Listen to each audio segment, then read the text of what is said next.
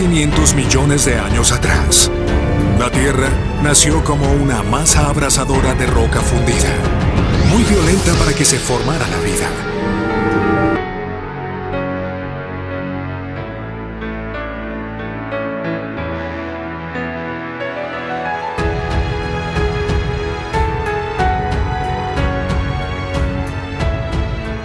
Tienes que empezar en la primera página de la Biblia, donde se presenta al mundo antes de Dios darle forma como un lugar oscuro y caótico. El Espíritu de Dios está ahí, sobre todo el caos, moviéndose, listo para traer vida, orden y belleza. Un primer paso para entender cómo empezó la vida es intentar averiguar dónde comenzó. Durante generaciones se asumió que la vida comenzó en la Tierra. Después, en el año 1903, el químico sueco Svander Arrhenius sugirió una disparatada idea: la panspermia.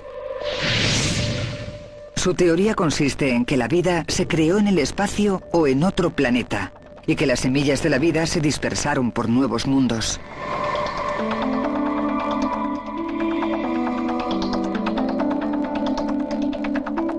El científico de la NASA, Scott Sanford, investiga la posibilidad de que la vida pudiera haber comenzado en el espacio. La panspermia no es del todo imposible. Sanford no está muy convencido de que la vida fuera llevada a nuestro planeta, pero cree que algunos de los materiales que la comenzaron, los elementos esenciales de la vida, vinieron del espacio exterior, y que su sistema de transmisión fue un cometa. Los cometas transportan los elementos esenciales, no transportan sistemas vivos, transportan los componentes a partir de los cuales se pueden crear organismos vivos. Es una teoría increíble que los cometas puedan hacer llover la combinación química necesaria para comenzar la vida. Así que en febrero de 1999, la NASA lanza una osada misión para interceptar a un cometa y volver con una muestra. Las partículas de polvo de la cola del cometa caen en un panal recolector relleno de un aerogel diseñado para ello. La muestra inmovilizada en el aerogel está sellada en el interior de la cápsula de retorno. Para su satisfacción, la misión ha sido todo un éxito. El aerogel en el interior del recolector está salpicado de diminutas partículas de polvo del cometa. Cuando los científicos de la NASA analizan el polvo, descubren una amplia gama de complejos químicos orgánicos, entre los que se incluyen aminos e hidrocarburos.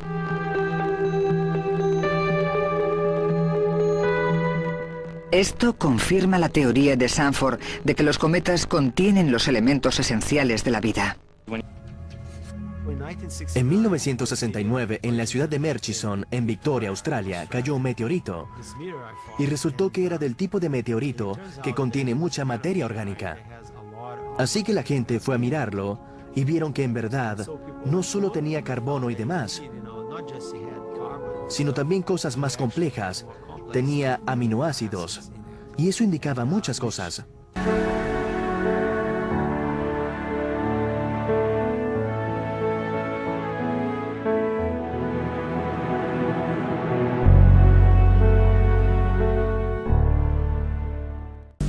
La Tierra era un mundo acuático. Durante miles de millones de años, toda la vida fue acuática y la Tierra desértica.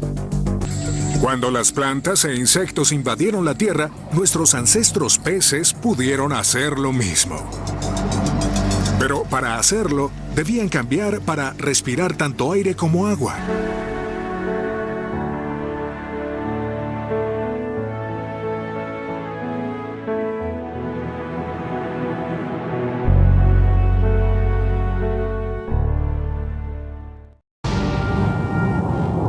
Durante los siguientes 3.000 millones de años, la Tierra pasó por impensables cambios globales y la vida continuó siendo microscópica. Cuando hablamos de la historia de la vida a gran escala, la mayoría son bacterias.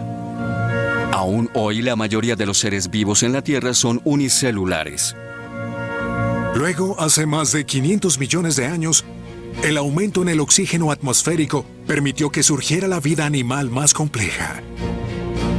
Se establecieron los diseños corporales fundamentales de los animales, incluyendo al ser humano.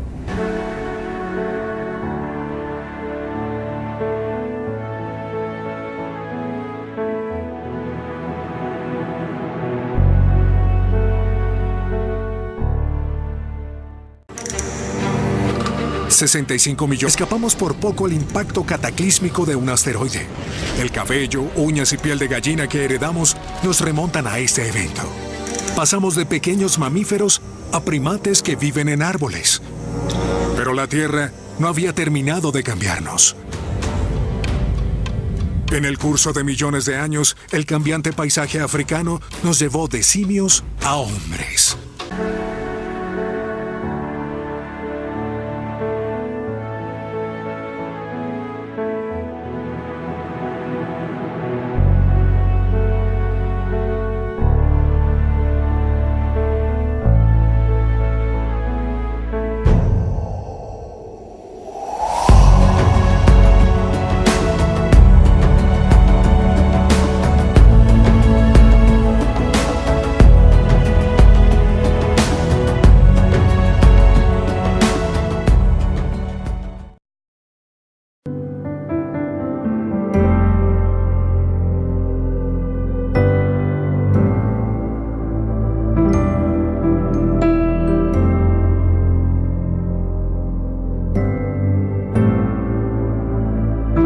Tenemos a Adán y Eva, y están en el jardín del Edén.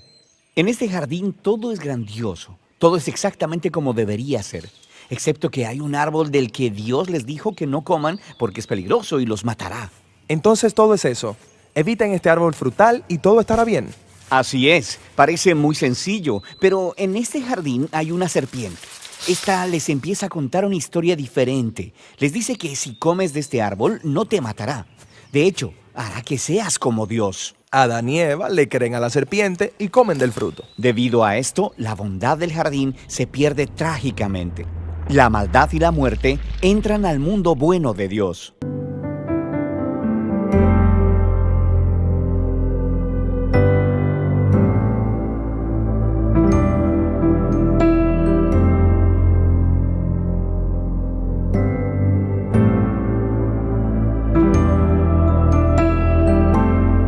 Esta es la misma palabra que se utiliza en la Biblia para describir la presencia personal de Dios. Así como el viento y el aliento son invisibles, el Espíritu de Dios es invisible. El viento es poderoso y el Espíritu de Dios es poderoso. Así como el aliento nos mantiene con vida, el Espíritu de Dios sustenta toda la vida. Sí, Ruaj. Mientras continuamos a través de la historia bíblica, vemos al Ruaj de Dios dando capacidades especiales a las personas para hacer tareas específicas. La primera persona en la Biblia a la que le sucede esto es a José. El Espíritu de Dios le da la capacidad de entender e interpretar sueños. Y luego le sucede un hombre llamado Bezaleel, quien es un gran artista. El Espíritu de Dios le da sabiduría y habilidades. Se le da un genio creativo para hacer cosas hermosas en el tabernáculo. También vemos el Ruaj de Dios habilitar a un grupo de personas llamadas los profetas. Ellos son capaces de ver lo que está sucediendo en la historia desde el punto de vista de Dios. Exactamente. Este es el problema, como lo vieron los profetas. Aunque el Ruaj de Dios había creado un mundo realmente bueno, los humanos habían cedido al mal. Habían desatado el caos en él a través de su injusticia. Un nuevo tipo de desorden. Sí, y los profetas anunciaron que el Espíritu vendría, así como en Génesis 1. Pero ahora, para transformar el corazón del hombre, para capacitar a la gente, para amar a Dios y a los demás.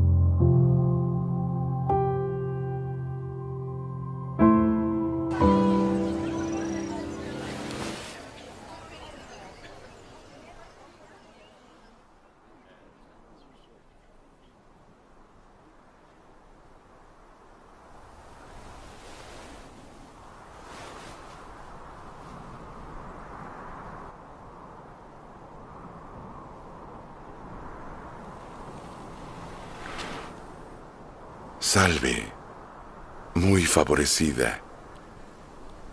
El Señor es contigo. Bendita tú entre las mujeres. No temas, María, porque has hallado gracia delante de Dios. Y he aquí, concebirás y darás a luz un hijo y llamarás su nombre Jesús. Este será grande y será llamado Hijo del Altísimo.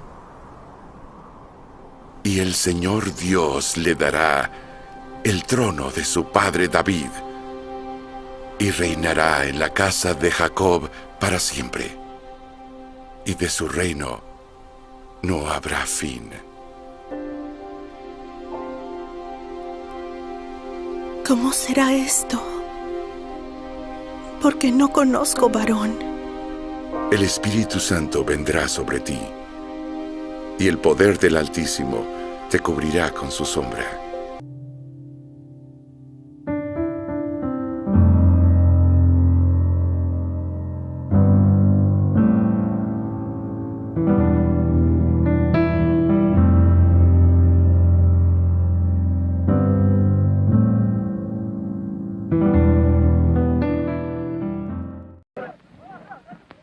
Y ahora, nuestra lectura de los profetas.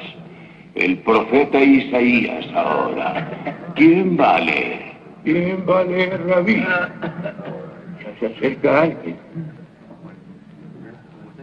¿Quién es? ¿No es el hijo de José? Sí, de José el carpintero. El carpintero, Dios lo tenga en su seno.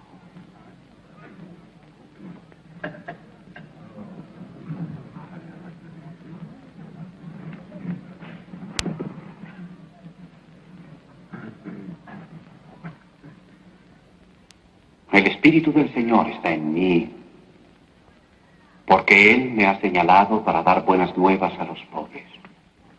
Me ha enviado para aliviar a los afligidos,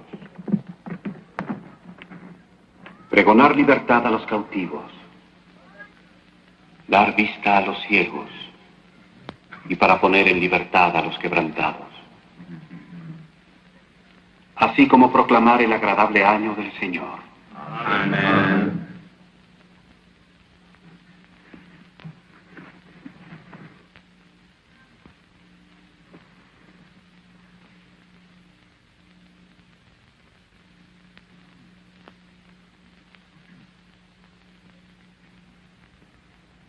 Hoy, en vuestros oídos, las Escrituras se han cumplido.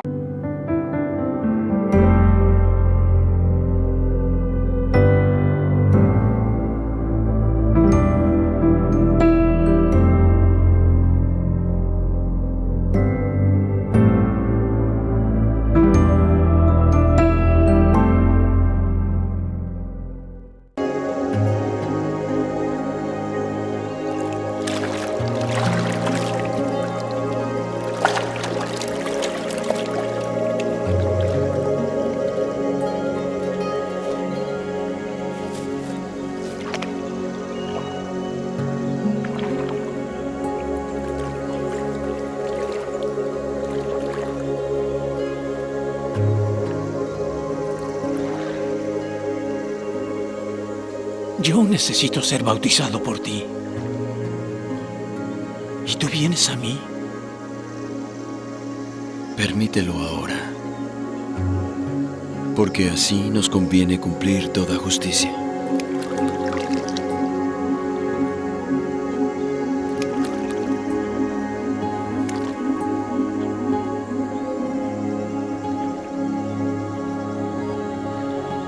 Yo te bautizo,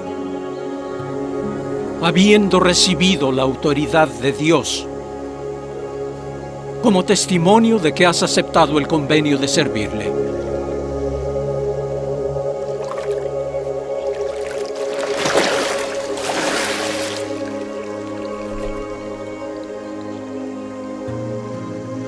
Este es mi Hijo amado,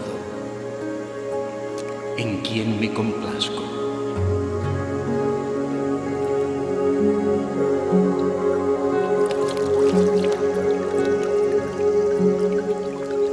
Que Jesús está siendo bautizado en las aguas del río Jordán. El cielo se abre y el Espíritu de Dios baja y se posa sobre él como un ave. La historia está diciendo que el Espíritu de Dios está capacitando a Jesús para empezar la nueva creación. Vemos que esto sucede cuando Él sana a las personas o les perdona sus pecados. Él está creando vida donde antes había muerte. Los líderes religiosos de Israel se opusieron a Jesús y eventualmente lo mandan a matar. Pero incluso ahí, el Espíritu de Dios está obrando. Los primeros discípulos de Jesús, quienes lo vieron resucitado de los muertos, dijeron que fue el Espíritu energizante de Dios que levantó a Jesús de los muertos. Este es el principio de la nueva creación. Sí, y esta todavía continúa. Cuando Jesús se apareció a sus seguidores más cercanos, sopló sobre ellos y les dijo: reciban el Espíritu Santo. Poco después de eso, el Espíritu Santo vino poderosamente sobre todos sus discípulos, para que ellos puedan ser parte de esta nueva creación y compartan las buenas nuevas y aprendan cómo vivir bajo la energía e influencia del Espíritu de Dios. Hoy, el Espíritu sigue moviéndose en lugares oscuros. Sí, guiando a las personas hacia Jesús, transformándolas y capacitándolas para amar a Dios y al prójimo. La esperanza cristiana es que el Espíritu va a terminar este trabajo. La historia de la Biblia termina con la visión de una nueva humanidad viviendo en un mundo nuevo, permeado por el amor de Dios y por su Espíritu dador de vida.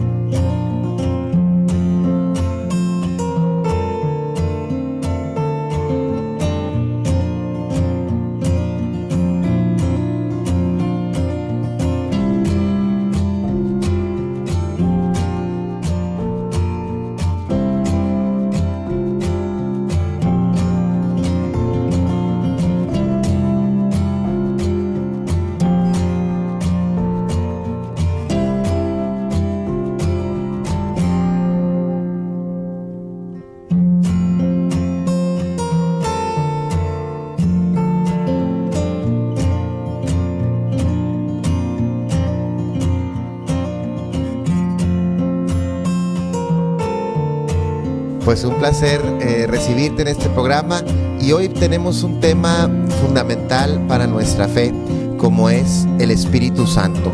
Yo siempre he dicho el eterno desconocido, porque en muchas ocasiones nos referimos al Padre, tenemos una imagen muy clara del Padre, incluso por supuesto también del Hijo, pero en muchas ocasiones también hacemos como que a un lado, tristemente, al Espíritu Santo, quien ocupa un lugar fundamental en nuestra vida. Es por eso que en este programa vamos a hablar acerca del Espíritu Santo y muy en particular acerca de los carismas del Espíritu. Entonces, lo primero, Padre, pues es que nos ubiques. ¿Quién es el Espíritu Santo?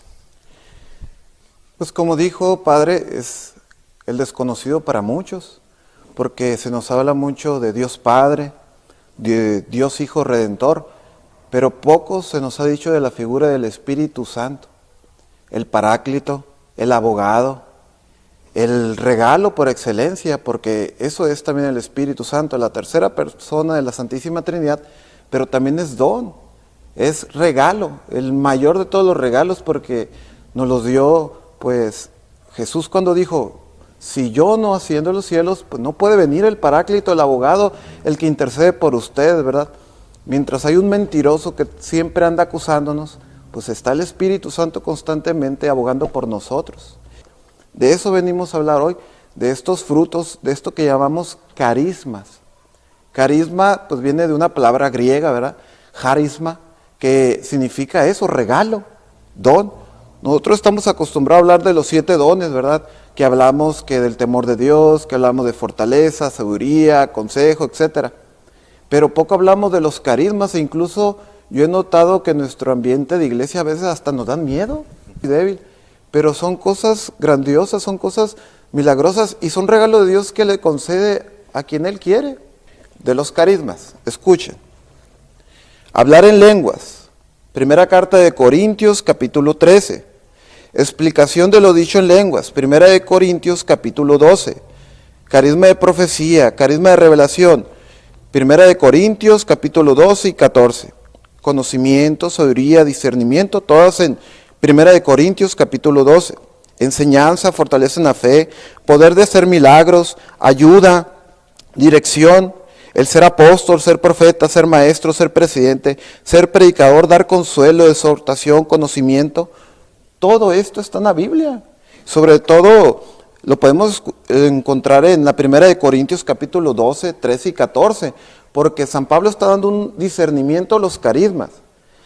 Si estos carismas solamente se hubieran quedado allá en la iglesia primitiva del primer siglo, ¿qué necesidad habría de dejarlos escritos? ¿Qué necesidad que nuestra Biblia los compilara?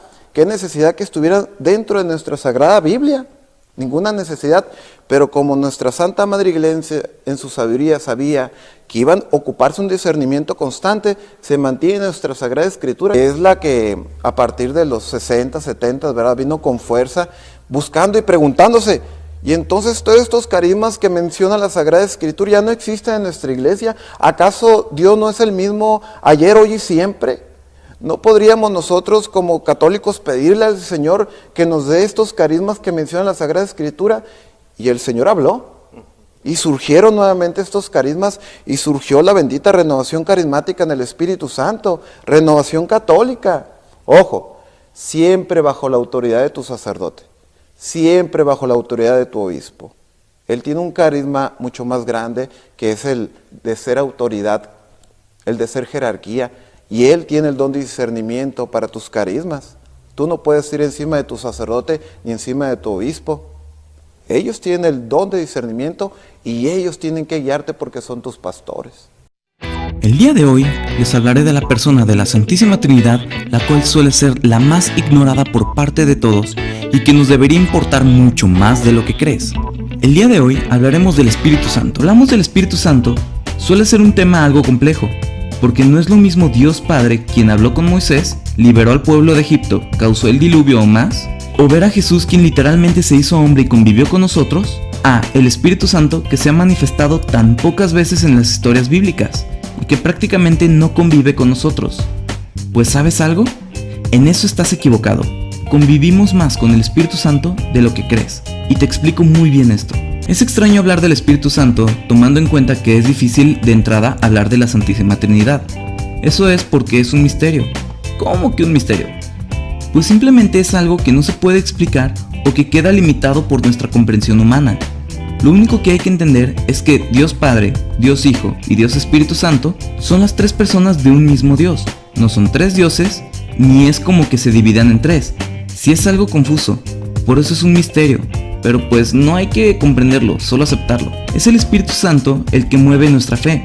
Nadie sería capaz de creer en Dios o de hablar con Él sin el Espíritu Santo. Esto nos da a entender que cada vez que Dios Padre hablaba con alguien en el Antiguo Testamento, el Espíritu Santo estaba presente sin que te dieras cuenta. Él es quien permite esa comunicación con Dios. Así que cada vez que hacemos oración, tomamos algún sacramento, alabamos a Dios, somos inspirados por Él, hacemos algún acto en su nombre, o simplemente estamos conviviendo con Él, el Espíritu Santo está presente, ya que Él es quien permite esas situaciones. Es Él nuestra conexión directa a Dios. El Espíritu Santo suele tener varios apodos, como el de Paráclito, el del Consolador, Espíritu de verdad, Espíritu de la promesa, Espíritu de Cristo, el Espíritu del Señor, el Espíritu de Dios, el Espíritu de gloria.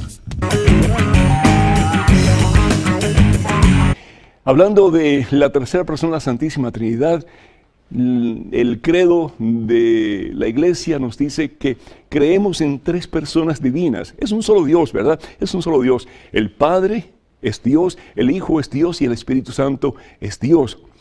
Creemos que el Padre es el que lo hizo todo, el creador de todo lo que existe. El Hijo es el que nos da la vida nueva. Jesús es el que nos da la promesa de la resurrección. Jesús es nuestro Salvador, es el que nos ha sacado de las garras de Satanás. Dios es una comunidad de amor y esa tercera persona, que al fin y al cabo es el amor entre el Padre y el Hijo, entre el Padre y el Hijo, ese amor que es infinito, ese amor que es poderosamente grande, que no tiene límites, es el Espíritu Santo. Una de las misiones grandes del Espíritu Santo, si no es la misión por excelencia, es el de santificarnos, hacernos santos, hacernos imágenes y semejanza de Cristo Jesús, el Santo entre los santos. Dice la palabra de Dios en el libro de Génesis que fuimos creados imagen y semejanza de Dios. Es decir, fuimos creados como espejos limpios, cristalinos, de la presencia de Dios, para que cuando nos vean a nosotros puedan ver a Dios reflejado en nosotros. Pero también dice la palabra de Dios en Génesis capítulo 3 que entra el pecado del mundo y la imagen de Dios se deteriora, se empaña, se ensucia, hermanos.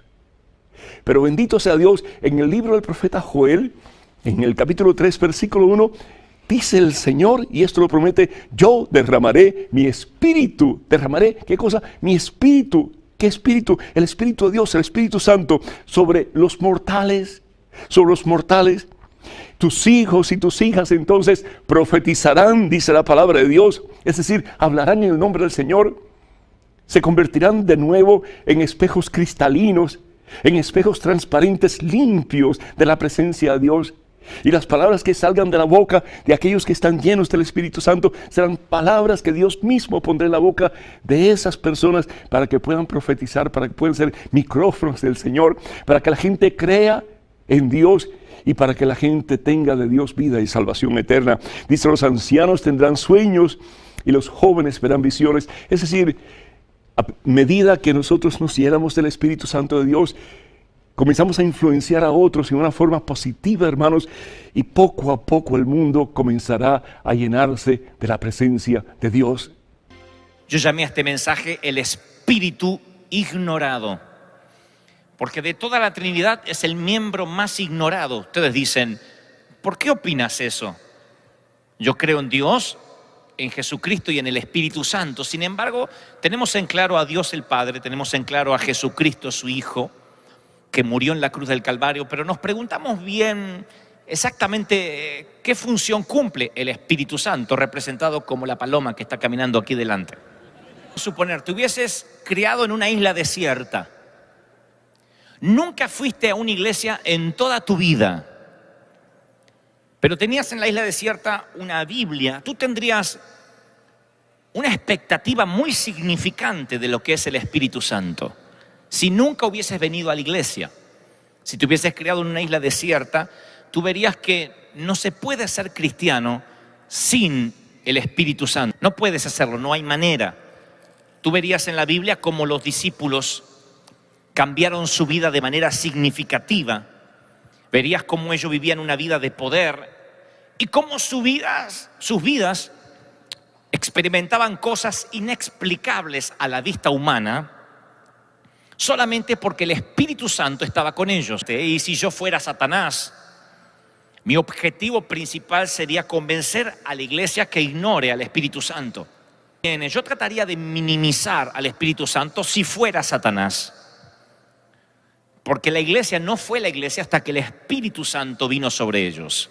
Tengo algunas preguntas sinceras que necesito que nos hagamos.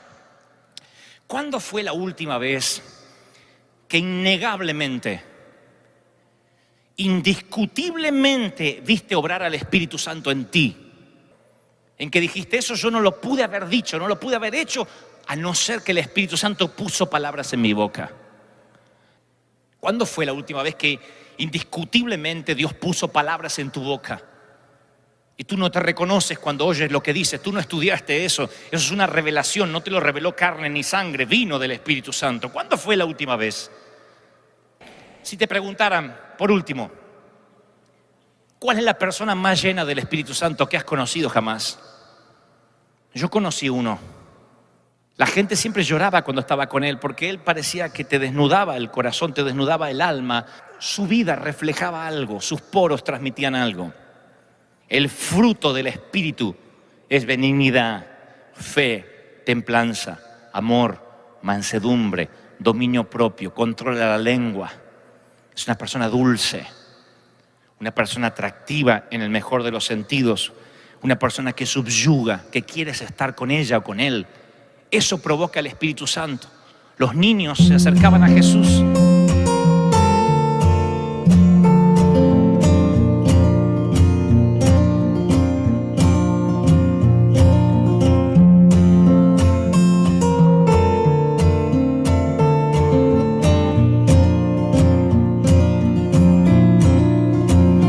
Señor esté con ustedes. Y la bendición de Dios Todopoderoso, Padre, Hijo y Espíritu Santo descienda sobre tu familia y permanezca para siempre.